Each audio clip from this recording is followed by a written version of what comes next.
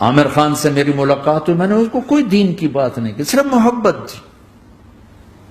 اب تک اس کے میسج آتے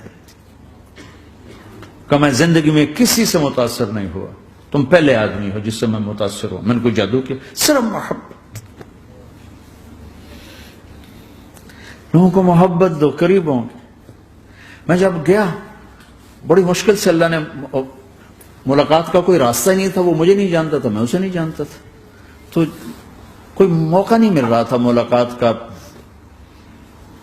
تو اللہ نے شاہد آفریدی کو بھیج دیا. شاہد آفریدی اس کی دوستی تھی، ہمارا جو کرکٹر ہے. میں نے اس سے فون پر کہا یار میری ملاقات تو کرا. اس نے ملاقات کروائی.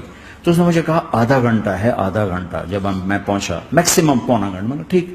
میں گیا تو وہ سہما ہوا چہرہ کہ بھئی مولانا آ گیا، پتہ نہیں کیا کہیں گے، بھئی یہ تو کیا کر رہا ہے، تو حرام کر رہا ہے، ناچ رہا ہے، گا رہا ہے، توبہ کر، ابھی تیرے لیے دوزخ کا فیصلہ ہو جائے. پتہ نہیں کیا ہوگا، وہ ڈرا ہوا سہما ہوا تھا. تو میرا ایک دور کالج لائف تھا. میرے اللہ نے مجھے ہدایت دی اور میں 3 دن کے لیے میں اس دوست کو، اس کی نسلوں کو دعائیں دیتا ہوں جو مجھے زبردستی پکڑ کے لے گیا. نہ میرا تبلیغ سے کوئی تعلق، نہ واسطہ، نہ میں کوئی ان سے متاثر. ایک لڑکا تھا، بنگالی تھا، گشت کرتا تھا، لیکن میں اس سے ذرا متاثر نہیں ہوا. میرا دوست متاثر ہو گیا تھا، تو میں تو ان کے قریب سے نہیں گزرتا تھا. تو وہ اور میں اسکول میں اکٹھے آ رہے تھے، کالج میں اکٹھے آ رہے تھے. تو وہ متاثر ہوا، وہ 3 دن کے لیے جا رہا تھا، تو مجھے بتائے بغیر میرا ہاتھ پکڑ کے لے گئے. مجھے کام ہے، چلو میرے ساتھ. اور میں اس کو انکار نہیں کر سکتا تھا، یہ میرا اس کا تعلق تھا. اب بھی اسی طرح بھائیوں جیسا تعلق. میں اس کا احسان ماں، مجھے زبردستی لے گیا. ہمارے پنجابی کی مثال ہے، کبے نو لت لگی اسے دو گیا. وہ جو ہوتا ہے ہنچ بیک ہوتا ہے نا، اس کو کسی نے لات ماری تو سیدھا ہو گیا. مہربانی بھائی تیری لات سے میں سیدھا ہو گیا. تو مجھے تو وہ کبے والی لت پہ گئی. تو اللہ نے مجھے اس طرف لگا دیا. اور جب میری کالج لائف، میں نے کالج کا بہترین سنگر تھا، اسکول کا بہترین، یہ جنید جمشید کیا ہے جو اس زمانے میں یہ سارا کو اٹھایا میں نے سارا کیا ہے. تو اب وہ بیچارہ ایسے بیٹھا ہوا. تو میں نے اس سے بیٹھتے فلموں کی باتیں شروع کر دی. اور تھوڑی دیر بعد میں نے محسوس کیا کہ فرام 60 to 72 جو فلم انڈسٹری کو جتنا میں جانتا تھا اتنا وہ نہیں جانتا تھا. تو اس کے اوپر میرے علم کا روپ پڑ گیا. اس کی لائن کا علم تھا نا. تو حیران پریشان، یہ واز تو ہو رہے. تو کبھی دلیپ کمار کی باتیں شروع ہو گئیں، کبھی راج کپور کی شروع ہو گئی، اور کبھی محبوب صاحب شروع ہو گئے، کبھی مدن موہن شروع ہو گئے. وہ آدھا گھنٹہ تو یوں ہی گزر گئے. تو آدھے گھنٹے کے بعد میں نے کہا جی ہمارا تو ٹائم اوور کا نہیں، اٹھیں چلے ادھر چل کے بیٹھتے. وہ کھانے کی ٹیبل پر تھے تو وہاں جا کے بیٹھ گئے. پھر وہی باتیں شروع ہو گئی. جب اس کا سارا خوف دور ہو گیا اور ریلیکس ہو گیا، اس میں 1.25 گھنٹے سے 50 منٹ گزر گئے تھے. تو پھر میں نے کہا عامر بھائی آپ حج پہ آئے ہیں، اگر آپ اجازت دیں تو آپ کو اپنے نبی کا حج سنو. کہنے ہاں جی ضرور سنائی. پھر میں 1.25 گھنٹہ بولتا رہا اور وہ ایسے کر کے یہاں سے وہ یوں نہیں ہوا.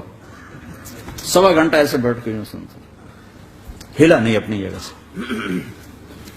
لوگ محبت کے بھوکے ہیں، تم فتوے دینا شروع کر دیتے. 2 گھنٹے کی ملاقات کے بعد جب ہم نکلے تو نیچے تک چھوڑنے آیا عامر خان. حج کے بعد میں نے کہا ایک ملاقات اور ہو جائے گا، ضرور ہوگی. پھر اس کا میسج آیا کہ میں مدینے چلا گیا ہوں، معذرت چاہتا ہوں. میں نے کہا میں مدینے آ جاؤں گا. میں مدینے پہلے ہو آیا تھا حج سے پہلے. تو اس نے کہا کہ آپ 14 تاریخ کو آ جائیں، 4 سے 6 کا ٹائم میں نے آپ کے لیے رکھا ہے. تو میں جنید اور ایک اور ساتھی ہم دوبارہ وہاں چلے گئے. 4 بجے 4:15 ہم اس کے ساتھ ہماری شوٹنگ شروع ہوئی. 4:15 سے 10:15 تک 6 گھنٹے مسلسل. اور اس کے ماتھے پہ ذرا نشان نہیں آیا کہ میں بور ہو رہا ہوں. اور اس کے بعد ہم اٹھے، اس کا جی نہیں چاہ رہا تھا کہ ہم اٹھ کے چلے جائیں. محبت. پھر ایک امتحان پڑ گیا. میں اجتماع میں تھا رائمنڈ کے پچھلے سال. اس کا میسج آ گیا میری فلم تلاش آ رہی، اس کی کامیابی کی دعا کرو. اے چنگی بڑی. میں کہا اب کیا کروں؟ جواب دینا بھی ضروری، دعا بھی نہیں ہو سکتی، کیا کروں؟ تو جب وہ میسج آیا تو میرے سامنے کوئی 10-12 علماء بیٹھے تھے. میں نے کہا بھائی یہ میسج ہے، اس کا جواب دو. کہا جی یہ ہمارا فیلڈ نہیں تمہارا ہے، تو ہی جواب دے. میں سارا دن سوچتا رہا، مجھے کوئی جواب سمجھ میں نہیں آیا کہ جان بھی بچ جائے، جواب بھی چلا جائے. پھر اگلا دن بھی گزر گیا، مجھے کچھ سمجھ میں نہیں آیا. میں عصر کا وضو کر رہا تھا، ایک دم اللہ نے ایک مضمون دل میں ڈالا.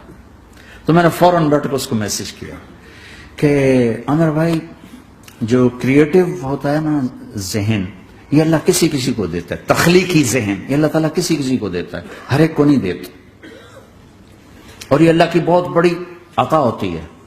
اور میں نے تمہارے ساتھ جو وقت گزارا اس میں نے دیکھا کہ اللہ نے تمہیں تخلیقی ذہن دیا ہے، تم کریٹر ہو. اور جو لوگ اس ٹائپ کے ہوتے ہیں وہ کامیابی ناکامی کی پرواہ نہیں کرتے، وہ اپنے کام سے کام رکھتے ہیں. آپ کا بھائی تو فوراً اس کا میسج آیا، آپ ٹھیک کہہ رہے ہیں، آپ ٹھیک کہہ رہے ہیں. بات ہو گئی. میں تھا ہانگ کانگ، میں نے وہاں سے اس کو میسج کیا. دیکھو کسی مصروف آدمی کو براہ راست فون نہ کیا کرو، میسج کیا کرو کہ میں آپ کو فون کر سکتا ہوں، چونکہ میں اس کا بہت ستایا ہوا، بہت ستایا. تو میں نے اسے میسج کیا کہ میں طارق جمیل ہانگ کانگ میں آپ کو فون کر سکتا ہوں، میں آپ کو فون کر سکتا ہوں. میں ہمیشہ اسے، اب بھی میرا فون پہ رابطہ ہے، میں پہلے اسے میسج دیتا ہوں میں آپ کو فون کر سکتا ہوں. اگر اس کا جواب نہ ہے پھر میں نہیں کرتا ہوں. کبھی وہ خود کر لیتا ہے، کبھی وہ میسج دے دیتا ہے کال کر لیں. تو تھوڑی دیر بعد اس کا فون آ گیا کیونکہ میں اس وقت دلی میں ہوں، کانفرنس میں تھا. میں نے آپ کا میسج دیکھا تھا، میں اٹھ کے باہر آ گیا ہوں، ابھی آپ سے بات کر کے پھر میں جاؤں گا. تو اسے باتیں کرتے کرتے کہنے لگا آپ کی دعا سے میری فلم کامیاب ہو گئی. میں کہا یا اللہ میں کوئی نہیں پیتی تھی نا.